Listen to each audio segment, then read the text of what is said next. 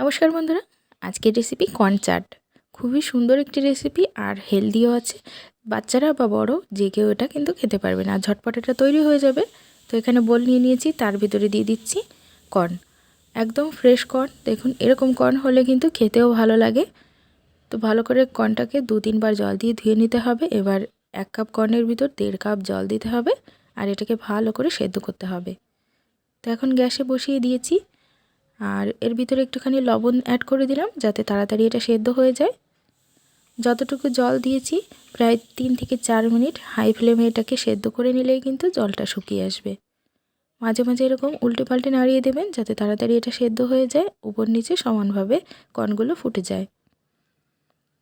দেখুন প্রায় 2 মিনিট পর দেখিয়ে দিচ্ছি কতটা জল শুকিয়ে গিয়েছে।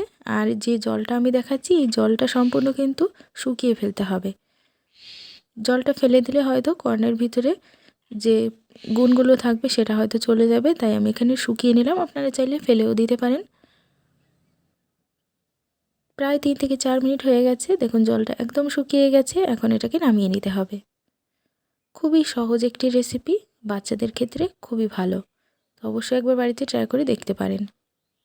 সেদ্ধ করে নেওয়া কর্নগুলো বাটির ভিতরে নামিয়ে নিলাম।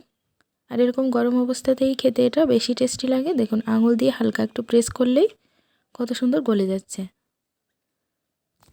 এবার দিয়ে দিচ্ছি কুচি করে রাখা 1 চামচ পেঁয়াজ, তার সাথে দিয়ে দেবো অল্প একটুখানি লবণ। যেহেতু আমি সেদ্ধ করা জলটা ফেলে দিইনি তাই এখানে হালকা একটুখানি লবণ অ্যাড করলাম।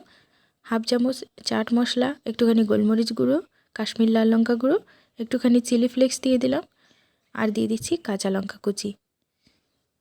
এখানে বাটার দেওয়া যেতে পারে, বাটার দিলে কিন্তু টেস্টটা আরও ভালো হবে। সাথেই দিয়ে দিচ্ছি অল্প একটুখানি লেবুর রস। টক মিষ্টি ঝাল দারুণ খেতে কর্ন চাট। ঠান্ডা লাগার জন্য আওয়াজটা হয়তো অন্যরকম আসছে। তো এখন ভালো করে মিশিয়ে নিলাম। মিশিয়ে নেওয়ার পর এটা কিন্তু খাওয়ার জন্য একদম রেডি। অল্প একটুখানি বাটার দিলে সব থেকে ভালো টেস্ট আসে। তো আমার কাছে যেহেতু নেই আমি এখানে অ্যাড করতে পারলাম না। গরম গরম পরিবেশন করুন। কেমন লাগলো রেসিপিটা অবশ্যই কমেন্টসে জানাবেন। চ্যানেলে নতুন হলে সাবস্ক্রাইব করে রাখবেন সহজ রেসিপি পাওয়ার জন্য এরকম আরও। ভিডিওটা ভালো লাগলে লাইক করবেন এবং বন্ধুদের সঙ্গে অনেক শেয়ার করবেন। আজকের ভিডিওটা এখানেই শেষ করছি। দেখা হবে অন্য কোনো রেসিপিতে। বাই।